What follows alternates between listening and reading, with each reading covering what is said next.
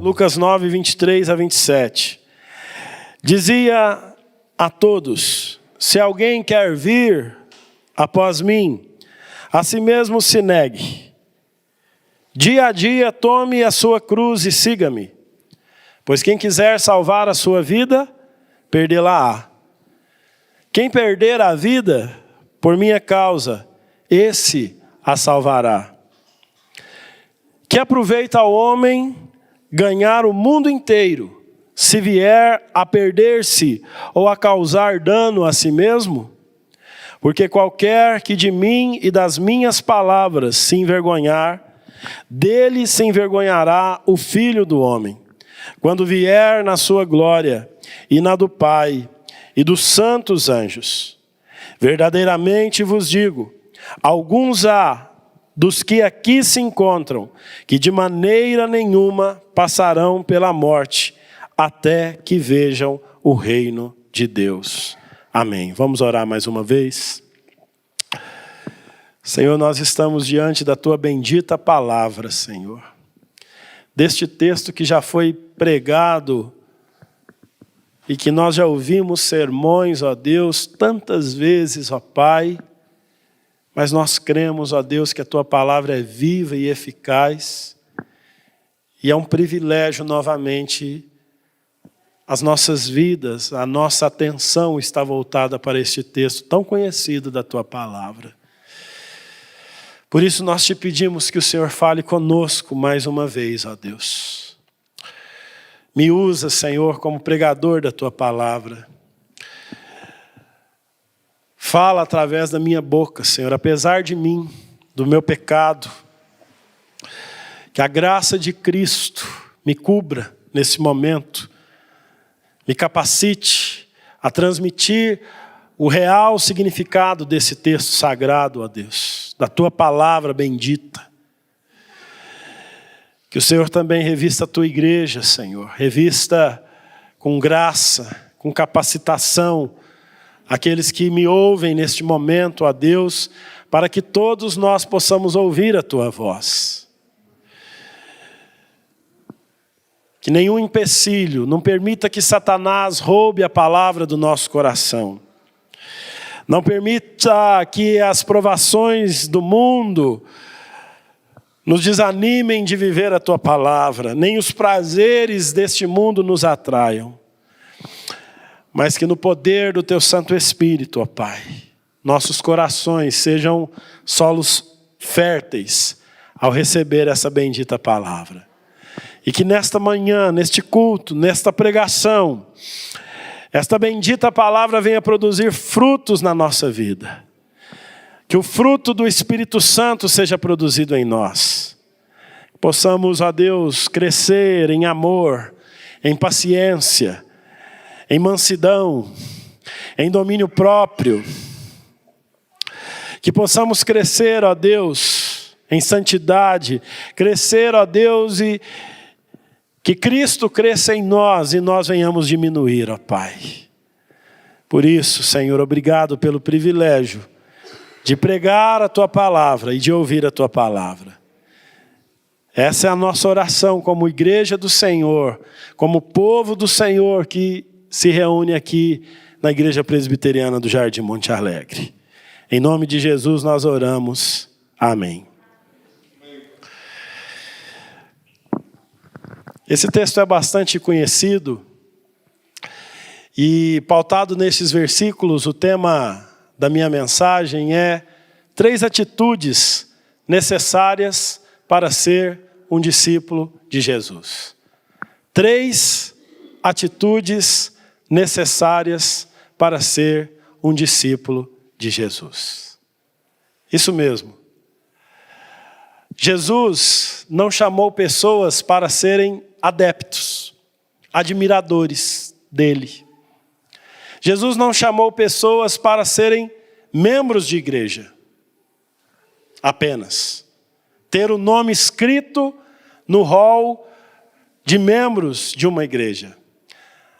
Mas Jesus chamou homens para serem seus discípulos. E o significado de discípulo é ser igual ao mestre. O discípulo é alguém que imita o seu mestre. E observem que na nossa vida, quando nós admiramos alguém, quando nós temos alguém como mestre, nós temos a tendência de fazer as mesmas coisas que os nossos mestres fazem. Nós repetimos as frases que eles falam, repetimos até mesmo os defeitos que eles têm. Nós procuramos andar como eles andam. Mas no que se refere a Jesus, nós temos um mestre perfeito. E como Jesus chamou discípulos para si, e ele deu essa ordem a nós, ele disse, olha, não façam adeptos. Ele não disse isso. Ele não disse para a igreja fazer adeptos, mas Jesus disse, ide por todo o mundo e fazei discípulos de todas as nações. Nós fomos chamados para fazer discípulos. Jesus não tem seguidores, como os do Instagram, que seguem pessoas sem nenhum compromisso. Jesus chama-nos para o discipulado. Jesus nos chama para ser como Ele. Jesus nos chama para ser um discípulo. E a pergunta é, você é um discípulo de Cristo? Ou você é um adepto de uma religião apenas? Você é um discípulo de Cristo ou você está aqui nesta manhã porque você admira Jesus? A pergunta que eu quero fazer a você é, você é um discípulo de Cristo? Ou você está aqui porque você está na escala do plantão, da transmissão, do louvor, da escola dominical? O seu compromisso tem sido com Cristo diariamente? Ou você se perdeu, ou não entendeu ainda, nunca entendeu que o discípulo tem o compromisso não com o pastor, não com a denominação, não com os homens, mas com Cristo. Então eu pergunto a vocês nesta manhã, e responda para você mesmo. A quem você se assemelha? A um discípulo ou a um seguidor, um admirador? Mas eu quero lembrá-los o que este texto sagrado nos diz. 3 coisas que um discípulo precisa ter.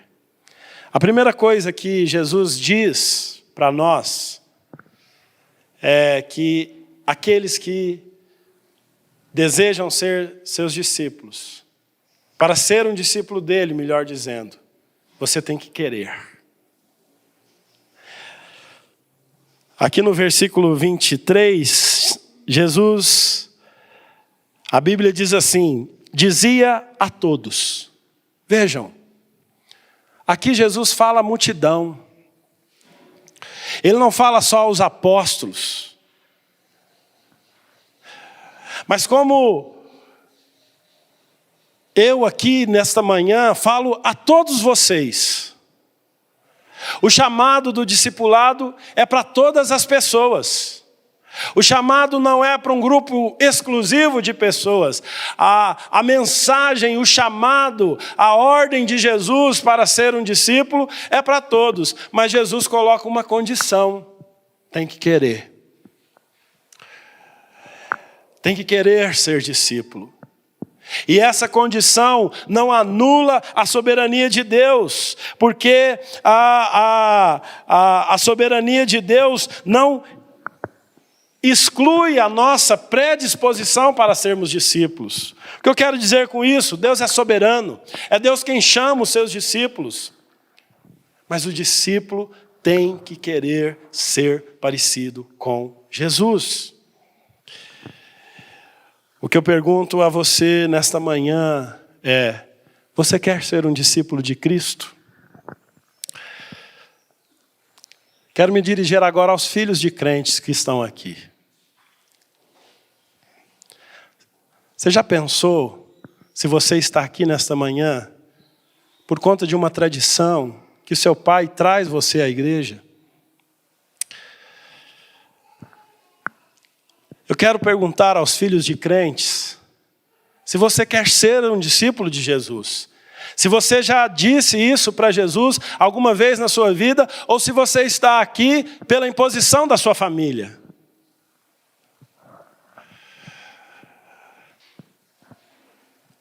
O discipulado não é imposto. O discipulado é uma decisão que cada homem e mulher tomam para seguir a Cristo. É uma vontade. O discipulado, portanto, não é fazer parte de uma denominação. Não é frequentar apenas os cultos dominicais. Discipulado não está relacionado a ter um ministério. E a história nos mostra que muitos homens que não foram discípulos de Cristo tiveram ministérios. Judas Iscariotes é um exemplo disso. O Judas estava com Jesus. O Judas beijou Jesus. O Judas era tesoureiro da igreja. O Judas parecia tanto um discípulo que os próprios discípulos, os outros apóstolos, não sabiam quem era o traidor. Mas a minha pergunta é: você se parece com um discípulo ou é um discípulo? Ser discípulo não é ter um ministério na igreja, mas ser discípulo é ter um relacionamento pessoal com Jesus. É ter um relacionamento pessoal com Jesus. Pensem num casamento. A Bíblia fala que o nosso relacionamento com Jesus é como um casamento. Pense num casamento que você não fala com seu cônjuge. Pense num casamento em que você não tem intimidade com o seu cônjuge. Pense num casamento em que você não sabe o que o seu cônjuge gosta, o que o seu cônjuge quer. Um casamento assim é um relacionamento pessoal? Sim ou não?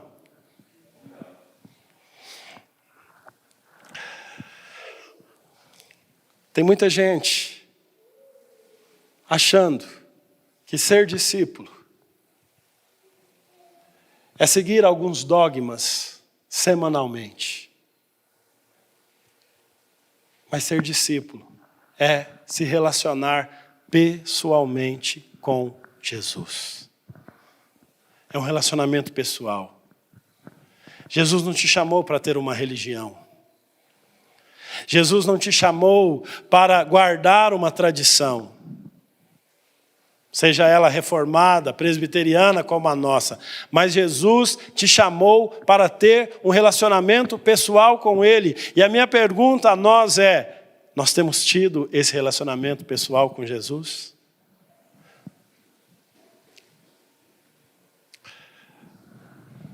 Nós lemos as Escrituras, nós oramos.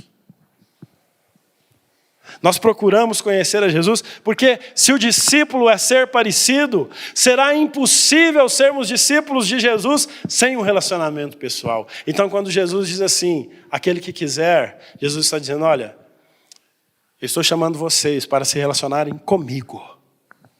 Comigo. O discípulo se relaciona com Cristo. E essa é a bênção do discipulado. A bênção do discipulado está em a bênção do discipulado não são os cargos que nós ocupamos na nossa instituição. Pastores, presbíteros, diáconos, músicos, tudo isso são consequências, mas a bênção do discipulado é ter um relacionamento pessoal com Jesus. E se por alguma razão nós nunca tivemos esse relacionamento pessoal com Jesus, nós nunca fomos discípulos. E mais uma vez eu quero me dirigir aos filhos dos crentes nesta manhã.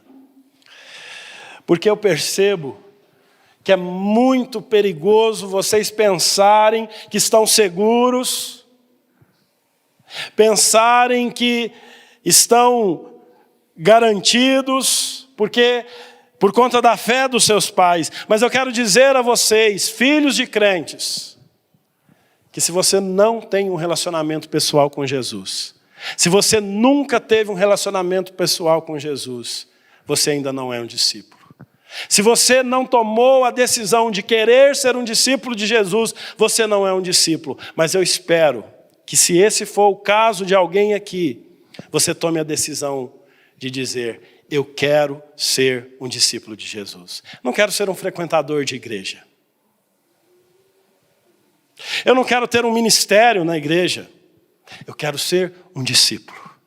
Eu quero ter um relacionamento pessoal com Cristo. Eu não estou preocupado o que as pessoas da igreja vão pensar de mim. Eu quero Cristo. Quero conhecê-lo. Quero amá-lo.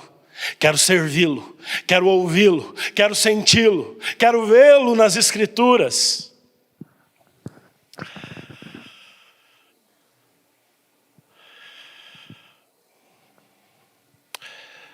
Jesus disse aqui também nesse texto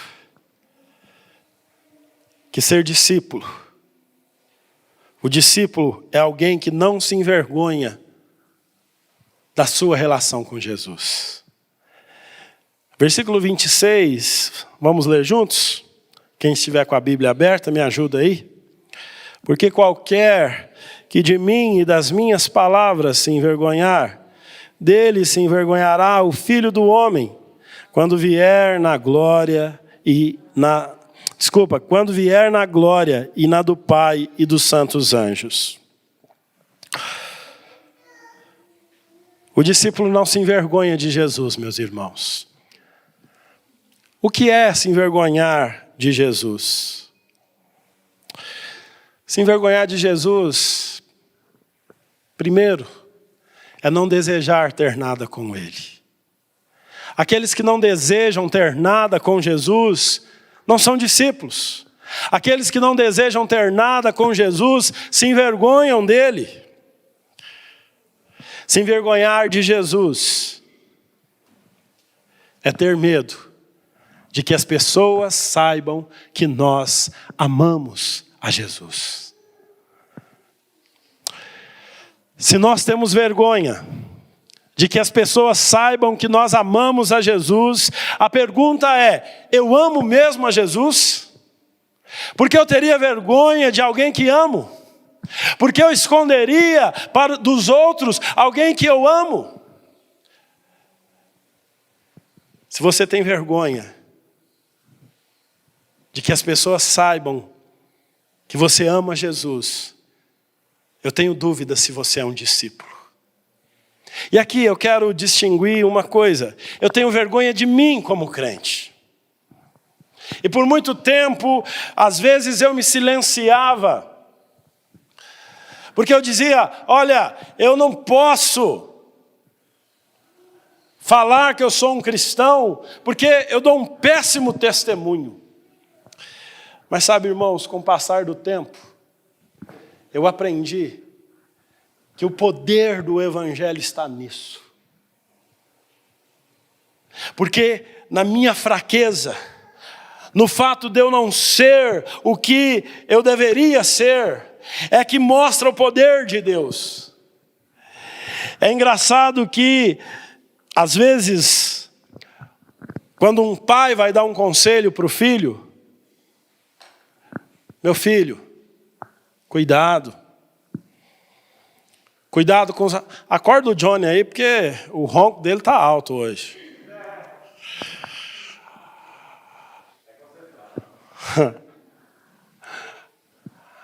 Às vezes um pai vai dar um conselho para um filho e diz: meu filho, cuidado com seus amigos.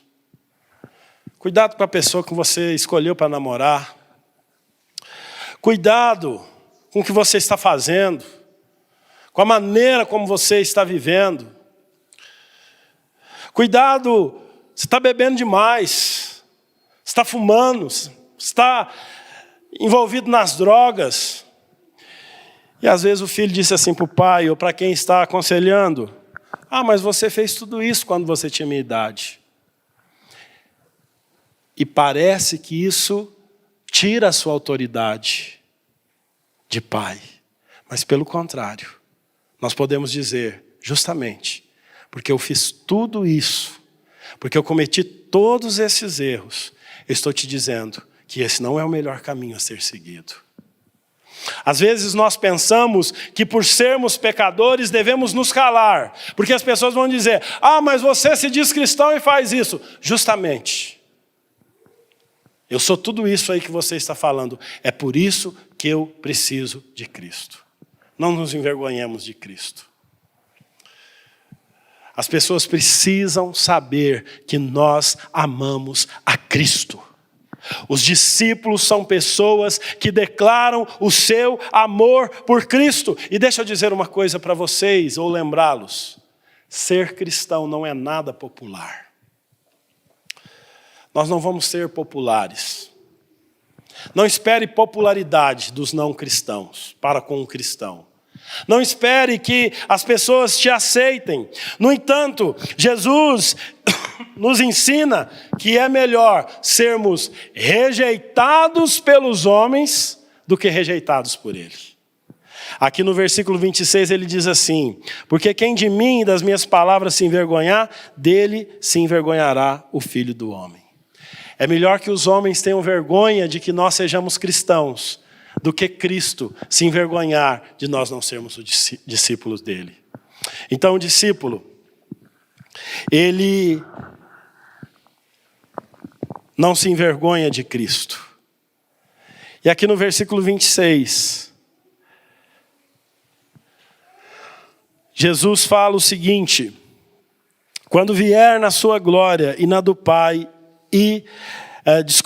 um pouquinho antes, vou ler todo o versículo. Porque qualquer que de mim e das minhas palavras se envergonhar, dele se envergonhará o Filho do Homem, quando vier em sua glória.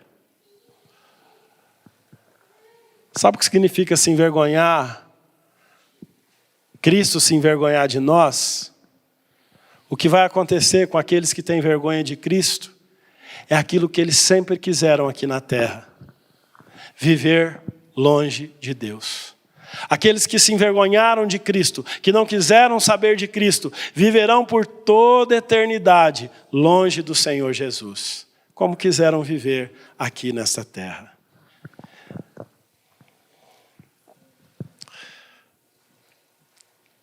Você quer ser um discípulo de Cristo? Você já tomou essa decisão de dizer ao Senhor Jesus, Senhor, eu quero ser um discípulo. Se você já tomou essa decisão, ou se você não a tomou, é oportunidade de você tomá-la nesta manhã. Talvez seja o momento de você tomar essa decisão. Vocês que eu conheço aqui, toda semana eu os vejo. Mas eu não sei. Não posso saber. Jamais saberei. Talvez na glória. Mas aqui, não sei quem é e quem não é um discípulo de Cristo. Só você pode saber isso. Não se engane. Se você não tem um relacionamento pessoal com Jesus, você é um frequentador de igreja e não um discípulo. Se você se envergonha de Cristo, se os seus amigos não sabem, se a sua família não conhece a Cristo e o amor que você sente por Cristo, não se engane. Você não é um discípulo. Você é um frequentador de igreja. O máximo que você pode ser é um presbiteriano bem medíocre, com perdão da palavra. Ou um bom presbiteriano, né? Porque não é muito difícil ser presbiteriano. Mas aqueles que querem ser discípulos de Cristo entendem que isso é uma decisão, é uma predisposição. Eu quero. E sabe por que Jesus disse que o discípulo precisa querer? Porque discipulado é renúncia. Discipulado é sacrifício. E muita gente aparece na igreja dizendo que quer as bênçãos de Deus. os milagres que Deus pode operar na vida dele. Muitas pessoas querem as emoções agradáveis e maravilhosas, as sensações que Deus pode trazer a elas. Sabe, irmãos, tem pessoas que chegam para mim e falam assim, pastor, eu não tenho tempo para esse negócio de igreja não. Vem aqui no domingo, mas me envolver com o ministério, tenho minha família para cuidar, tenho meu trabalho. Deixa eu perguntar para os presbíteros aqui, quem de vocês que são presbíteros que não trabalha? Levanta a mão. Agora os diáconos, a turma do diaconato aí, quem não tem família aqui, os diáconos? Os nossos músicos, quem não trabalha aqui, quem não estuda? Louvado seja Deus pela vida dos nossos oficiais. Quero dizer a você, que pensa dessa forma, quero dizer a você, que não tem tempo para fazer a obra de Deus, porque está trabalhando, que está estudando, que está cuidando da sua família, eu quero te lembrar de uma coisa. Você não entendeu o que é ser discípulo. Porque ser discípulo é renunciar. Ser discípulo é sacrificar. Você não quer servir porque você quer continuar no comodismo, no conforto da sua casa. Ser discípulo é sair da nossa zona de conforto. Ser discípulo é deixar de fazer aquilo que nós gostaríamos de fazer, para fazer aquilo que Cristo quer que nós façamos. Por isso, a segunda atitude de um discípulo é negar a si mesmo diariamente. No versículo 23, a Bíblia diz assim: dizia a todos, se alguém quer vir após mim, a si mesmo se negue. O discípulo, meus irmãos, é alguém que entende que precisa renunciar a ele mesmo. O que temos que renunciar? Renunciar o nosso orgulho, renunciar a nossa soberba, renunciar a nossa autoconfiança. Aquelas pessoas que confiam nelas mesmas, o discípulo é aquela pessoa que entende, Senhor, não há nada em mim, por isso eu preciso de Ti. Ser discípulo é negar a nós mesmos. O discípulo é alguém que entende que precisa renunciar a ele. Deixar de seguir o seu próprio caminho para seguir o caminho de Cristo.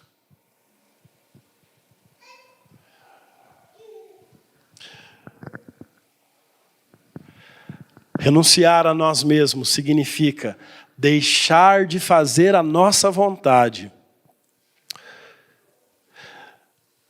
A nossa vontade deixa de ser o centro.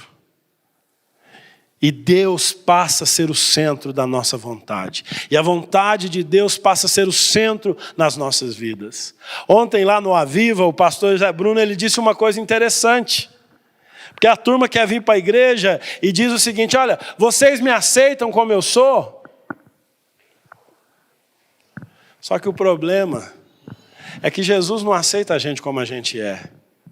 Jesus quer que nós neguemos a nós mesmos. Jesus quer que nós reconheçamos e entendamos, olha, eu preciso de Cristo, porque eu não posso continuar vivendo a minha própria vontade.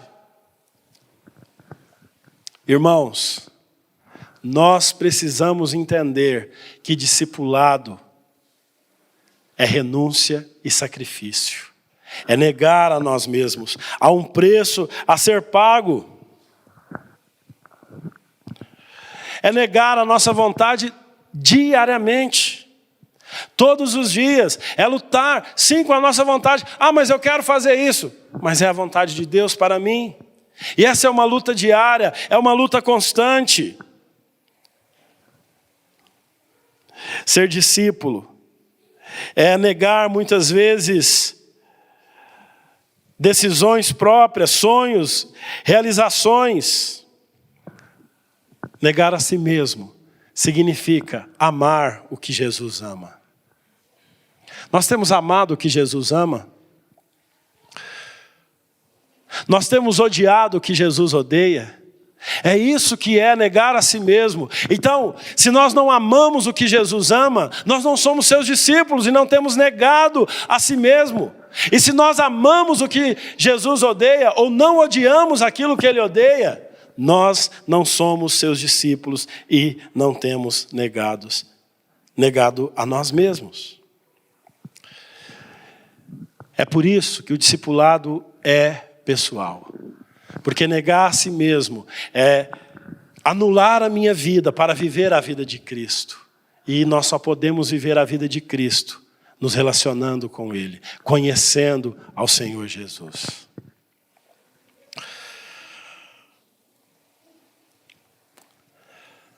Os valores do discipulado são invertidos. Olhem aí o versículo 24. Jesus diz assim: pois quem quiser salvar a sua vida, perdê-la-á. Quem perder a vida por minha causa, esse a salvará.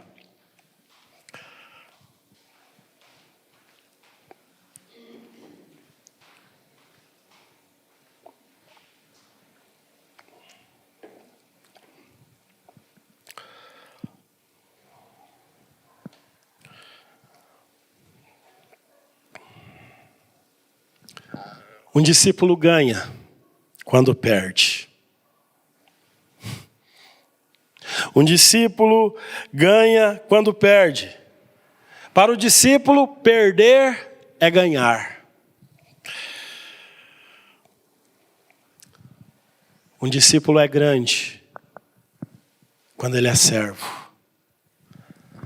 Está vendo a inversão de valores de Cristo e do mundo?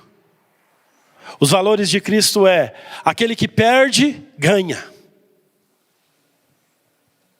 Aquele que é grande é o que serve. O grande no reino de Deus é aquele que considera todas as pessoas superiores a ela mesma.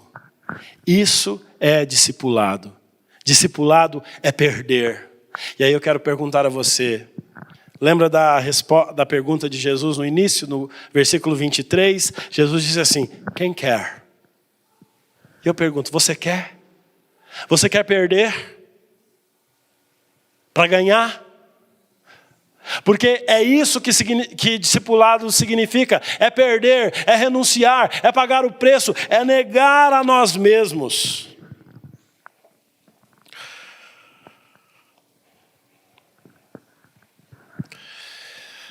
Ser discípulo é ser generoso.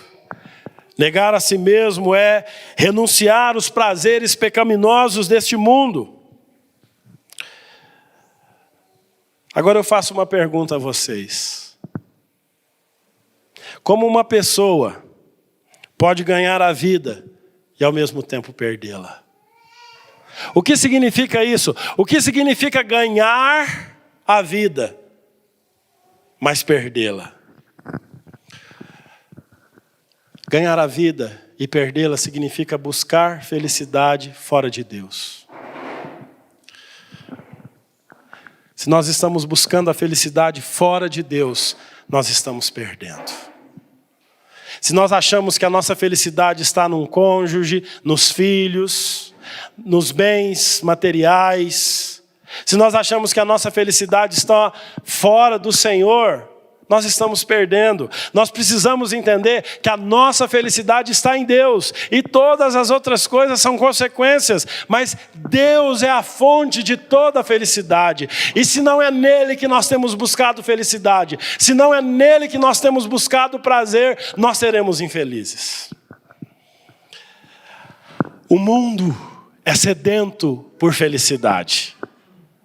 E nesta fome que o mundo tem por felicidade, eles se embriagam, eles fumam, eles dançam, eles compram, eles vendem, eles viajam, eles se drogam, eles fazem sexo para alimentar essa felicidade. Só que o que acontece? Quando a gente busca a felicidade fora de Deus, nós não ganhamos, nós perdemos. Porque quando nós buscamos a felicidade fora de Deus, o que nós encontramos é infelicidade. Ganhar e perder é buscar a felicidade fora do Senhor. Se nós estamos infelizes, é porque nós estamos buscando a felicidade nas coisas erradas, nas pessoas erradas. A felicidade está em Jesus. Nós perdemos quando deixamos de buscar o prazer em Deus para buscar em qualquer outra coisa, lícita ou ilícita, boa ou má.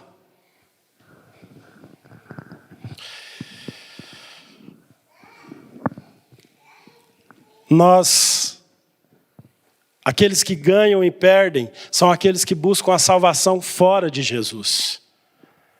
Se você não busca a salvação em Cristo, se alguém não busca a salvação em Cristo, ele vai perder. Porque Jesus é o único caminho.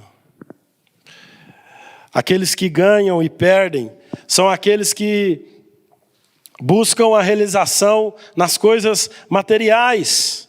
Versículo 25, olhem aí. A palavra de Deus no versículo 25 diz assim: que aproveita o homem ganhar o mundo inteiro, se vier a perder-se ou a causar dano a si mesmo. Muitas pessoas ganham, mas perdem. Ganham emprego, ganham a carreira. Muitas pessoas abrem mão das suas convicções bíblicas, morais, em busca do dinheiro, e ganham dinheiro, mas perdem. Perdem a vida eterna. Dinheiro a gente perde mesmo. A gente ganha e perde dinheiro. É normal, isso acontece. E dinheiro você pode perder e ganhá-lo de novo.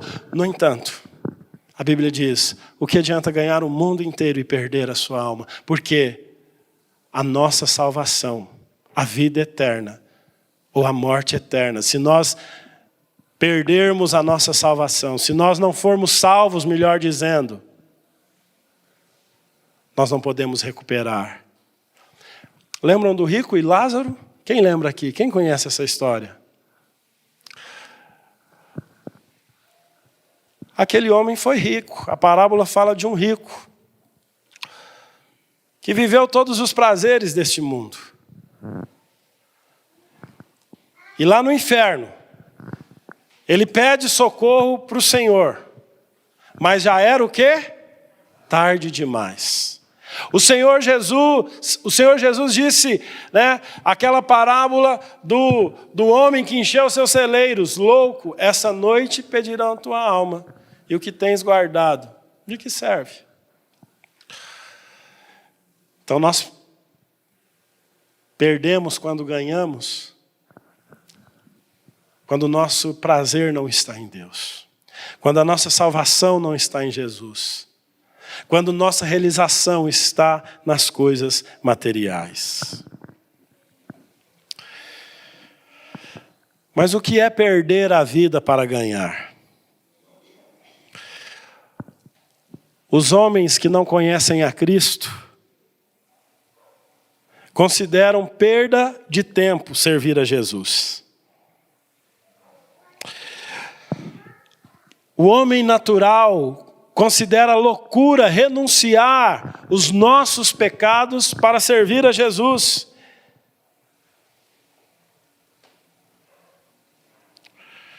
As pessoas deste mundo não têm esperança.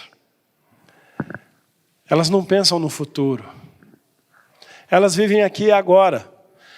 Todos os tesouros que elas têm estão aqui nesta terra. O coração delas estão aqui nesta terra. Então, quando elas veem um discípulo de Cristo que está mais preocupado com a volta do Senhor, com a glória, com estar com Cristo, ela fala: poxa, esse cara está perdendo a vida dele. Mas no discipulado, quem perde? Ganha. Por último, primeiro, para ser um discípulo, você tem que querer.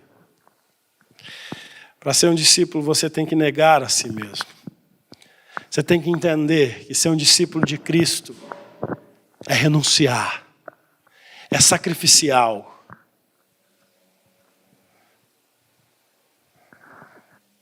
Há um preço a ser pago. E por último, para ser um discípulo de Cristo, você precisa morrer. No versículo 23, vamos ler juntos? Dizia a todos: se alguém quer vir após mim, a si mesmo se negue, dia a dia, tome a sua cruz e siga-me. O discípulo tem que tomar o quê? A cruz. A cruz é um instrumento de morte. É por isso que se você quer ser um discípulo, você não pode continuar vivendo a vida que você vivia antes de ser um discípulo. Porque o discípulo é aquela pessoa que entende, essa vida minha tem que ser deixada de lado, essa vida minha tem que ser abandonada, eu tenho que mortificar a minha carne, eu tenho que matar a minha vontade para viver a vontade de Cristo. Então é por isso que no discipulado não há espaço para pessoas que querem viver a vida de sempre. Tomar a cruz, meus irmãos, é mortificar a nossa carne. O que a minha carne quer? Tudo que é contrário à vontade de Deus. Tudo que não é de acordo com a vontade de Deus. Mas se eu sou um discípulo, eu vou lutar contra isso. Eu vou pedir graça, pedir poder para mortificar a minha carne. E o problema, sabe, irmãos? E eu falo isso partindo da minha própria experiência e daquilo que eu vejo na igreja, que às vezes a nossa mente fica tão cauterizada com o pecado, que a gente acha que está tudo normal. Sem julgamentos, tá? Mas essa semana eu fiquei sabendo que o Wesley Safadão é crente. E eu pensei, tem alguma coisa errada. Tem alguma coisa errada. Porque é o seguinte, se eu sou crente, eu não posso mais ser safadão, tá certo? Não posso mais. Se eu sou um discípulo, e aí a irmã falou, Lucinete, que até o diabo é crente. Pode ser crente, pode ser membro de uma igreja. As igrejas, irmãos, estão lotadas de pessoas. Mas a pergunta que eu faço a você, você é um discípulo de Cristo? Você tem o seu livro, o seu nome escrito aqui no hall de membros, mas você tem o seu nome escrito no livro da vida. E aí é o que eu falo, será? Nós precisamos entender, e aqui eu citei o safadão, mas eu e você somos como o safadão muitas vezes. A nossa mente está tão cauterizada que a gente sai daqui e vai consumir as coisas mais terríveis que esse mundo oferece. Nós saímos daqui e achamos que igreja é uma coisa e vida lá fora é outra. Então na igreja eu sou isso, mas no meu trabalho, nos meus negócios, no meu lazer, no meu entretenimento, não tem nada a ver, nos meus relacionamentos. Eu pergunto a vocês, qual tem sido a diferença do namoro dos nossos filhos aqui na igreja para o namoro lá fora? Me respondam. Qual tem sido a diferença dos casamentos dos crentes para os casamentos dos não crentes?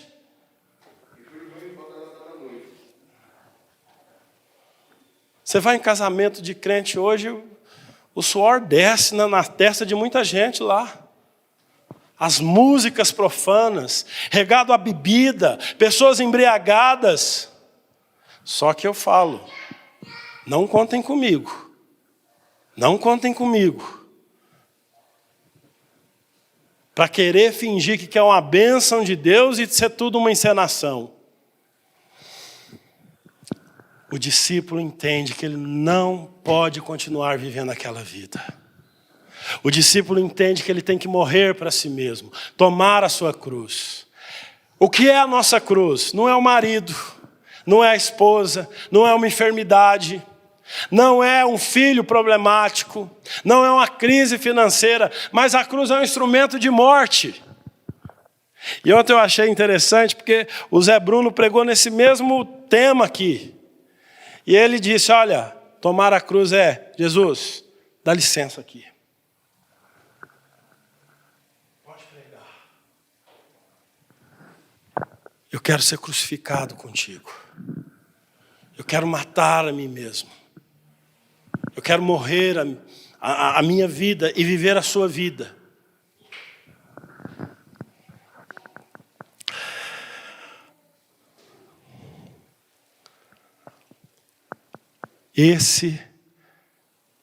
Essas são as maravilhosas atitudes para ser um discípulo de Cristo.